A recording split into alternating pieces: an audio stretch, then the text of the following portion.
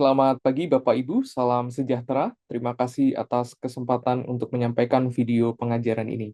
Perkenalkan saya Samuel Adi Sanjaya, dosen program studi Sistem Informasi dari Universitas Multimedia Nusantara, Fakultas Teknik dan Informatika. Pada prodi ini saya memiliki kompetensi di bidang Big Data. Kemudian ada beberapa mata kuliah yang saya ajar adalah seperti Big Data Analytics, Data Analysis, Data Modeling, Database System, dan juga Algorithm and Programming. Pada kesempatan ini, saya juga akan mengajar dan mempresentasikan mata kuliah data analisis dengan materi Introduction to Machine Learning. Berikut dengan rencana pembelajaran atau RPKPS, penyampaian materi, dan juga evaluasi terhadap pertemuan ini. Oke, selamat sore mahasiswa. Hari ini kita akan belajar ya terkait dengan data analisis di pertemuan yang ketujuh. Namun sebelum itu kita akan going through dulu mengenai RPKPS-nya, jadi apa saja yang telah dipelajari atau akan dipelajari dalam satu semester, kemudian nanti bagaimana kriteria untuk bisa lulus di mata kuliah ini. Oke, mata kuliah ini dikoordinator oleh Bu Irma selaku dosen koordinatornya, kemudian ada dua dosen paralel lainnya, saya dan juga Bu Dinar. Gitu ya. Untuk RPKPS detailnya nanti teman-teman bisa update atau bisa cek ke bagian e-learning. Oke, untuk mata kuliah ini itu ada 4 SKS, jadi 2 SKS teori dan juga 2 SKS lab, gitu ya, sehingga total waktunya kurang lebih 6 jam dalam waktu satu pertemuan.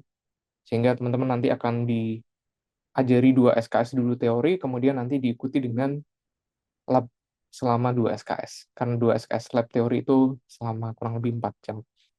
Kemudian course description-nya adalah bagaimana teman-teman bisa menganalisis data yang diberikan. Lebih spesifiknya lagi adalah teman-teman bisa memilih kira-kira pendekatan apa atau algoritma apa yang dipakai, gitu ya. Karena tujuan untuk analisis data itu bisa banyak sekali, dan teman-teman juga perlu paham bahwa data yang ini itu bisa dieksekusi dengan satu algoritma yang khusus, gitu ya. Tidak bisa satu spesifik data itu dipakai atau dianalisis dengan berbagai macam algoritma yang tidak sesuai.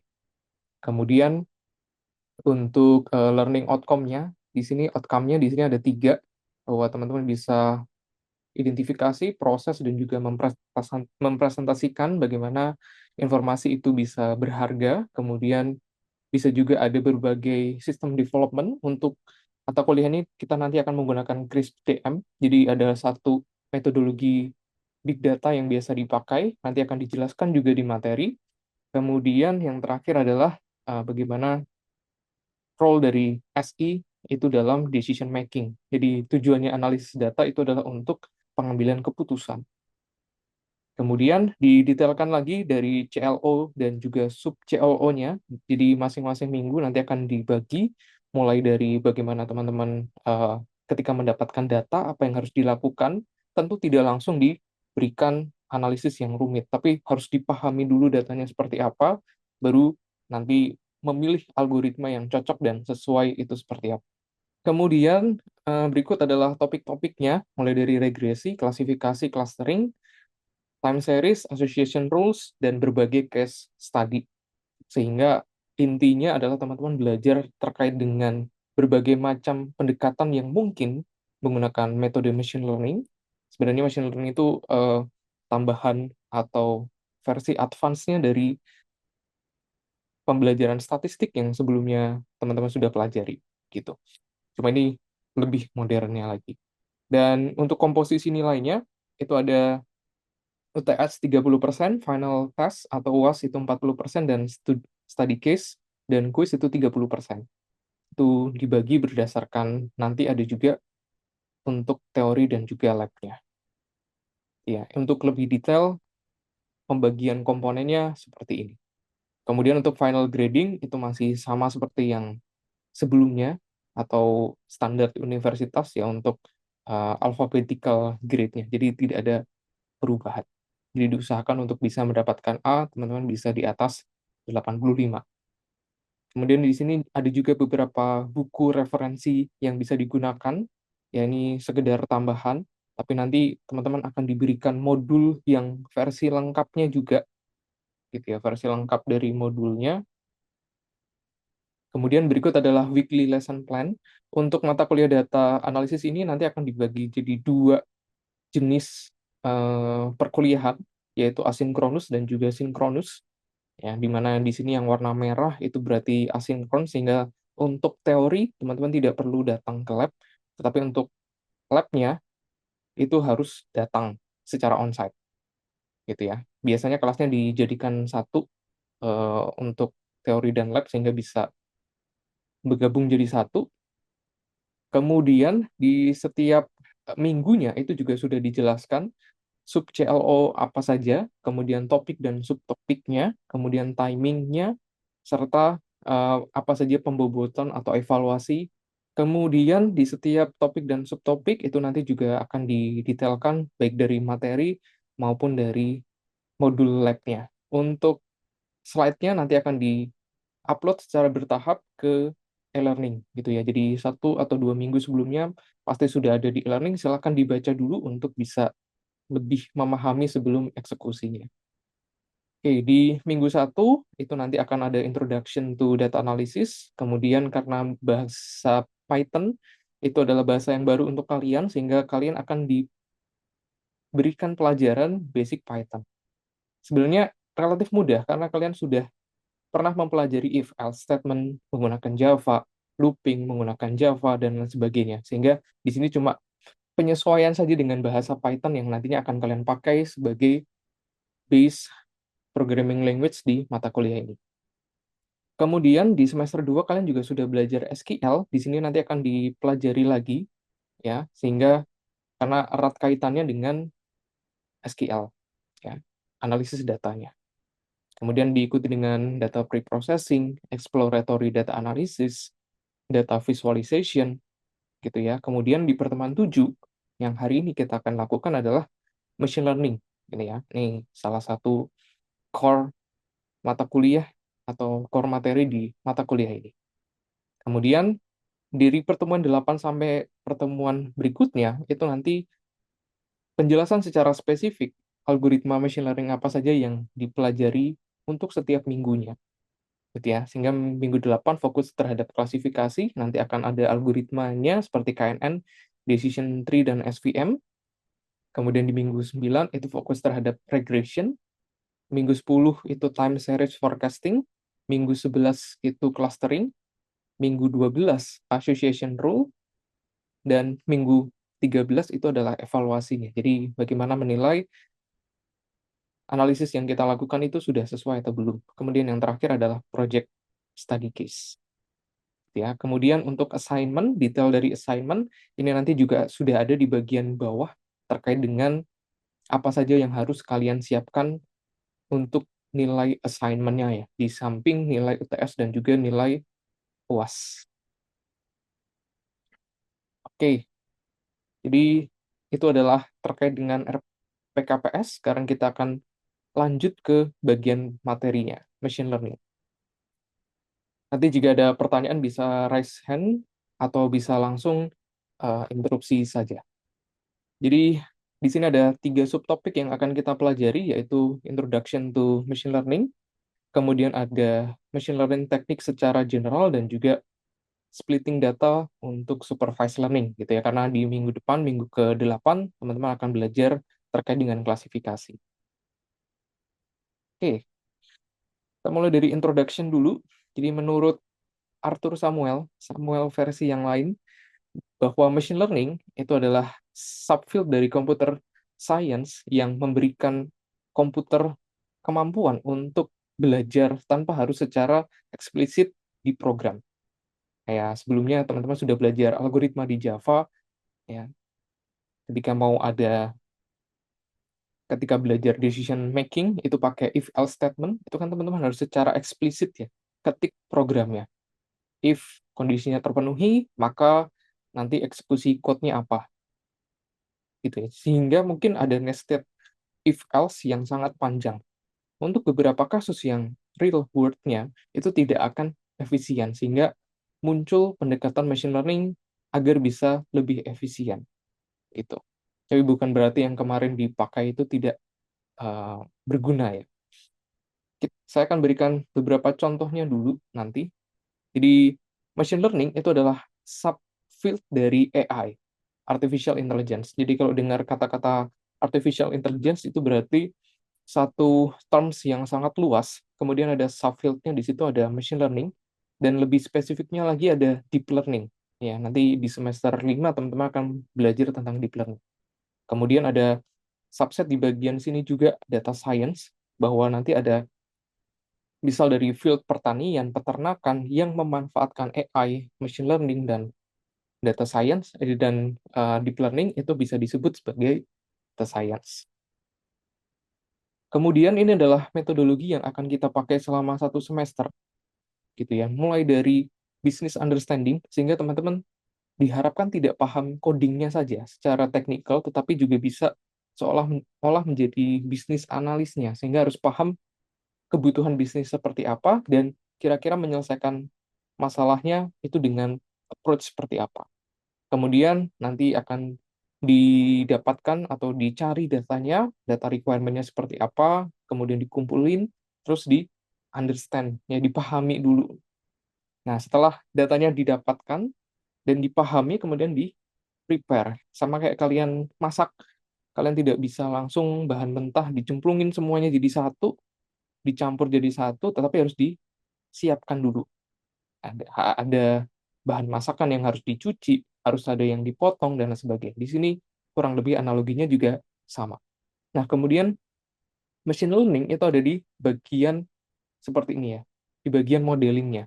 Jadi kalian bisa uh, analogikan bahwa machine learning itu adalah core analisisnya di bagian sini, modelingnya. Sehingga kalian mungkin bisa punya daging yang sama-sama daging sapi, tetapi bisa dimasak rendang, bisa dimasak apalagi steak, kemudian mungkin bisa lagi dimasak yang dipotong-potong kecil-kecil, atau mungkin sashimi ya, dipotong gitu aja langsung mentah dimakan. Nah, tujuannya beda-beda, sehingga teman-teman nanti harus bisa memilih kira-kira cara masak atau model machine learning seperti apa yang sesuai. Kemudian dievaluasi ini, ibaratnya kalian nyicipin apakah masakan kalian itu sudah sesuai atau belum. Kalau belum sesuai, kurang asin, ya udah ditambahin garamnya, kurang manis tambahin gulanya, dan seterusnya. Nah, kemudian deployment ini adalah platingnya. Ketika kalian sudah bisa masak dengan benar, kemudian disajikan ke customer, gitu ya. Nah, dan nanti customernya bakal ada feedbacknya. Makanya oke, chef. Makanannya belum oke, chef, dan lain sebagainya. Gitu ya. Sehingga nanti feedbacknya kemana? Ke kalian yang masak, ya, ke algoritmanya. Kurang lebih seperti itu. Nah, sebelum kita ke pendekatan atau beberapa algoritma, saya akan berikan juga beberapa contohnya dulu. Di sini adalah contoh bagaimana machine learning itu bisa dipakai untuk banking, gitu ya. Jadi banking memanfaatkan AI untuk membantu proses bisnisnya. Contohnya adalah di bagian awal di sini ada loan approval, ya. Bayangin kalau di satu bank yang apply itu ada ratusan ribu orang, kemudian sebagai bank analis itu harus ngecek satu-satu dokumennya, itu selain capek juga tidak efisien, gitu ya. Sehingga di sini ada pendekatan machine learning bahwa modelnya itu diajarin, ya, bagaimana orang yang di-approve dan di-reject di masa lalu, sehingga modelnya disuruh belajar untuk bisa membaca pattern-nya, sehingga nanti modelnya punya capability untuk menentukan atau filter awal bahwa orang ini berpotensi eh, kredit gagal, sehingga jangan di-approve lah loan-nya, dan seterusnya. Berikut juga ada beberapa penggunaan yang lain seperti fraud detection, ya, atau credit scoring, ataupun onboarding. Itu sehingga intinya modelnya diajarin dulu. Nah, analoginya adalah kalian pernah kecil tentunya, ya. Ketika kalian belajar untuk mengenal nama-nama hewan, tentu kalian diajari oleh orang yang sudah tahu dulu. Misalnya orang tua kalian. Orang tua kalian tidak mungkin menyesatkan kalian. Sejahat-jahatnya orang tua kayaknya kalau ngajarin di tahap awal nggak mungkin sesat sih. Seharusnya ya kalau orang tua yang waras. Contohnya di sini, Bagaimana kalian bisa mendeskripsikan atau bisa mengenali seekor gajah?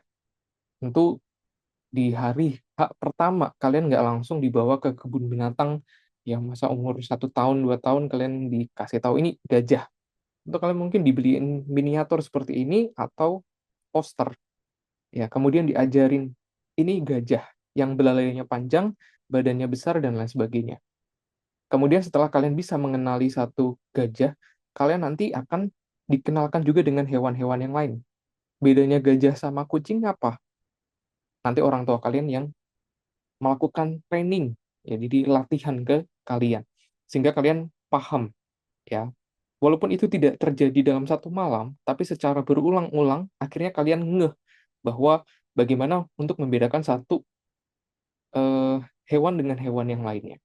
Begitu juga pendekatan yang akan kita pelajari pertama, yaitu supervised learning. Sehingga harus ada parents untuk ngajari kids. Kids-nya ini adalah si modelnya. Sehingga tanpa parents atau label data yang sesuai, mustahil bahwa model machine learning itu bisa pintar. Gitu ya. Itu yang jadi catatan pertama. Nanti akan ada recall-nya di bagian grafik perbedaan antara supervised dan unsupervised learning. Di intinya untuk model yang pinter itu butuh parents atau data yang kredibel juga. Nah, kemudian ini adalah pendekatan yang kedua, yaitu customer segmentation. Kalau tadi di sebelumnya gitu ya, itu butuh ada yang ngajarin dulu. Kalau ini secara natural itu modelnya punya capability untuk membedakan atau mengelompokkan berdasarkan yang sama atau mirip. Ya, contohnya ada grup customer. Ya, misal cluster satu ini adalah cluster customer yang orang kerja kantoran. Terus cluster 2 itu yang orang kerja di bidang pemerintahan, guru dan sebagainya, atau cluster 3 itu yang di bidang orang lapangan dan lain sebagainya. Tujuannya apa? Bisa macam-macam. Ya, bisa untuk target marketnya dan lain sebagainya. Kayak orang jualan alat elektronik itu juga pasti mereka punya target market sendiri, gitu ya. Ada MacBook Neo yang baru misalnya, itu untuk anak-anak kuliahan yang cuma butuh Word atau pekerjaan-pekerjaan ringan. Terus ada MacBook Air, itu untuk orang-orang yang mungkin butuh sedikit lebih advance daripada MacBook Neo, tetapi tidak seberat misal editing ataupun programming berat. Kemudian ada Mac Pro yang memang sudah ditujukan untuk orang-orang yang spesial gitu ya, entah dia bekerja di industri kreatif ataupun di bidang teknik yang membutuhkan processing yang besar gitu, sehingga ada target masingnya, target marketnya masing-masing. Nah, kalau dianalogikan, unsupervised learning adalah ketika kalian kecil, mungkin eh, untuk anak yang normal itu biasanya punya naluri untuk bisa mengelompokkan berdasarkan similarity. Contohnya di sini ada anak kecil, jadi dia mencoba untuk mengelompokkan gitu ya, berdasarkan warnanya. Oke, yang warna biru nih dikumpulin jadi satu, yang warna hijau kumpulin jadi satu, warna merah jadi satu dan seterusnya. Apakah kalian diajarin? Kemungkinan kalian mengamati gitu ya, tetapi kalian juga punya insting. Nah, si anak ini diibaratkan sebagai model unsupervised. Beda dengan anak yang sebelumnya. Anak yang sebelumnya itu harus diajarin oleh si parents-nya dulu. Mana yang lebih bagus tergantung dari approach yang mau kita pakai. Oke. Kemudian selanjutnya adalah beberapa machine learning techniques. Ya, ini dibagi jadi dua, supervised learning dan juga unsupervised learning. Untuk supervised learning itu ada classification dan regression, unsupervised itu ada clustering, association, dan juga dimensionality reduction. Nah, kita mulai dulu dari supervised learning. Tadi teman-teman harus paham dulu bahwa supervised learning itu butuh labeled data atau data yang sudah ada labelnya. Classification itu ketika targetnya itu adalah kelas, gitu ya. Contohnya di sini adalah divide the shark by color. Sehingga target kelasnya adalah color. Kalau color kan bentuknya kelas ya, atau kategorikal. Jadi warna merah, biru, hijau, dan lain sebagainya. Kalau regression, kalian sudah pernah dipelajari sebelumnya di statistik, gitu ya. Regression itu yang mau diprediksi adalah dalam bentuk angka, berapa harga rumahnya, terus berapa kira-kira pendapatannya, itu semua dalam bentuk continuous number. Sehingga kalian bisa bedakan berdasarkan target kelasnya dulu. Sehingga objektifnya adalah membuat prediction atau predictive model. Nah, kapan pakai klasifikasi atau regresi tergantung dari target kelasnya atau label kelasnya. Kemudian untuk unsupervised, tadi clustering sudah sempat dibahas, jadi itu dia bakal grup berdasarkan similarity. Ya, kalau association itu dia biasanya ada satu algoritma namanya market basket analysis, sehingga biasanya teman-teman belanja ke supermarket gitu ya. Kalau beli roti tawar itu biasanya diikuti beli susu dan juga beli selainya misalnya. Atau ketika orang tua beli popok itu diikuti juga beli apa namanya susu anak gitu ya, susu anak. Atau ketika kalian beli PS5 gitu ya, itu diikuti juga dengan beli kasetnya. Karena kalau enggak, kalian harus masa main kan nggak bisa dimainin tanpa ada kasetnya. Dan yang terakhir adalah dimensional reduction, ini tambahan untuk topik ini, di mana kalian bisa mengurangi dimensi yang banyak untuk bisa mempermudah analisis. Nah, ini adalah gampangnya tentang si label data. Ya, untuk yang atas itu adalah untuk regression, gitu. Kemudian yang bawah itu adalah untuk classification, sehingga kalian bisa bedakan labeled data untuk supervised learning regression itu dalam bentuk continuous, sehingga kita prediksinya adalah bentuk angka, sedangkan untuk classification ya, prediksinya adalah dalam bentuk kelas. Ya, bisa yes no atau binary classification seperti ini, atau juga bisa multi class. Ya, misal besok kalian belajar computer vision untuk bisa membedakan mana kucing, mana anjing, mana gajah, mana jerapah, itu bisa multi class gitu. Nih, kalau contoh di sini itu adalah untuk harga rumah yang atas, sehingga yang menjadi target kelasnya adalah harga. Kemudian untuk yang ini, yang bawah itu adalah yes no question untuk churn users, ya, user yang kira-kira mau kabur. Nah, kemudian kita sampai ke salah satu bagian yang penting, bahwa di sini kalian juga harus paham tentang data splitting. Data splitting itu adalah memisah data sebelum dilakukan analisis. Gampangnya adalah ketika kalian ujian, ya, kan kalian bakal diajari, kalian kuliah dulu selama 14 minggu, kemudian ada 1 minggu untuk UTS dan juga 1 minggu untuk UAS, gitu ya. Nah, di sini ketika kalian belajar, kurang lebih itu adalah 80% dari effort kalian. Kemudian validation set ini adalah kuis mingguan atau mungkin diskusi di dalam kelas. Dan di sini tesnya ini adalah UTS atau UAS kalian. Sehingga di dalam kelas, ya, kalian akan diajarin dulu nih, materinya disampaikan. Ini loh materi tentang machine learning, ini materi tentang statistik. Kemudian kalian akan diberikan pertanyaan diskusi, apakah sudah oke atau belum. Tetapi pengujian sesungguhnya adalah ketika kalian tes di bagian sini.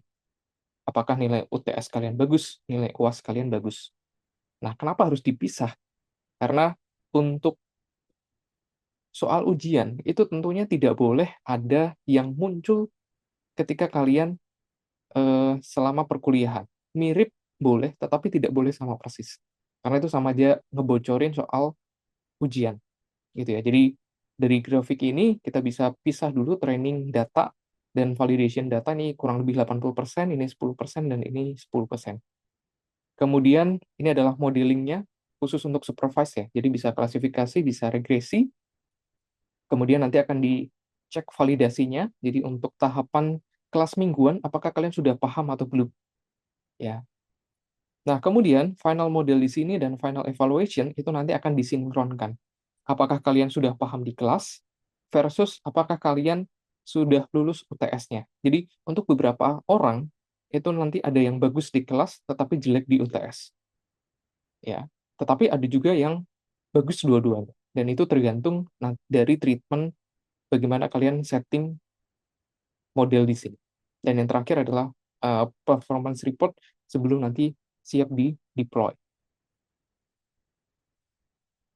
Nah, ini adalah kenapa butuh di splitting datanya, itu nanti salah satunya adalah tentang data leakage, sehingga kalian tidak boleh menggunakan data yang sama di ketiga data splitting tadi ya, training, testing, dan juga validation. Nah, di sini ada beberapa common causes-nya dan juga prevention rule-nya. Nanti silakan dicek lagi. Untuk pertemuan-pertemuan selanjutnya nanti akan bisa lebih detail lagi. Pokoknya intinya ini adalah simulasi analoginya ya di teach you a lesson bahwa ini biasanya nilainya bagus karena dia sering dapat bocoran soal. Ya, tapi ketika soalnya diganti, itu dia nggak bisa atau nol semua nih seperti di sini. Dan itu yang tidak mau terjadi ya ketika kalian deploy atau develop model machine learning. Jadi splitting data itu sangat penting. Oke, kita punya 3 pertanyaan yang cepat, mungkin sekitar 2 sampai 3 menit saja. Kita coba dari pertanyaan yang pertama, apakah klasifikasi itu bisa digunakan untuk memprediksi continuous numerical value? Jawabannya true atau false? False, false. False. Yang lain? False, false. Oh, False. Oke, benar ya. Karena classification itu bukan untuk continuous numerical, tetapi untuk categorical value. Oke, kita lanjut ke yang kedua. Clustering digunakan untuk melihat data berdasarkan similarity-nya. Apakah benar? true, true. Benar. Oh, True, true. benar, benar. Tidak semangat. True ya. Oke, benar ya. Tadi clustering itu merupakan bagian dari unsupervised dan dia yang grouping berdasarkan similarity dan satu lainnya. Oke, yang ketiga, customer segmentation itu merupakan bagian dari unsupervised learning. True, true. True? Oke. True, true, true. Oke, sip. Kalau gitu, true ya. Jadi customer segmentation itu unsupervised learning gitu ya. Tadi salah satunya adalah pakai clustering, sehingga nanti kalau kalian masih kurang oke dan kurang paham bisa dibaca lagi tabel yang sebelumnya. Nah, selanjutnya adalah untuk minggu depan kalian ada tugas. Jadi untuk teori di sini ada contoh ya visualisasi, karena seperti kelas-kelas saya sebelumnya, sebelum kalian ngoding, kalian harus paham dulu secara konsep. Jadi di sini ada visualisasi websitenya. Nanti kalian bisa pencet-pencet atau bisa tweak berbagai macam variabel atau hyperparameter yang ada sehingga kalian bisa paham. Oh, ternyata K di KNN dan K di K-means itu berbedanya di bagian sini, gitu ya. Ini ada 2 link yang bisa kalian akses. Kemudian setelah kalian paham bagian teorinya, kemudian bagian lab-nya, kalian diminta untuk hands-on coding-nya. Ya, tetapi tidak perlu takut karena nanti akan di e-learning akan diberikan sampel code-nya, sampel dataset-nya, tetapi nanti kalian akan diberikan challenge untuk bisa apply menggunakan dataset yang lainnya. Sehingga kalian butuh paham dulu secara konsep dan code-nya secara keseluruhan agar kalian bisa mengganti datasetnya dengan analisis yang sesuai. Gitu ya. Setelah kalian paham nanti tidak hanya secara konsep, tetapi juga secara teknikal bahwa kalian paham bagaimana perbedaan antara K di KNN dan juga K di dalam K-means. Oke, jadi begitu saja kelas dari saya. Nanti jika ada pertanyaan atau kalian masih ada yang butuh dijelaskan kembali, di lab bisa ditanyakan ke Aslab atau di kelas, atau setelah selesai kelas bisa ditanyakan ke saya, baik via email ataupun via grup yang telah disediakan. Terima kasih teman-teman, sampai jumpa di minggu depan. Terima kasih, Pak. Terima kasih, Pak.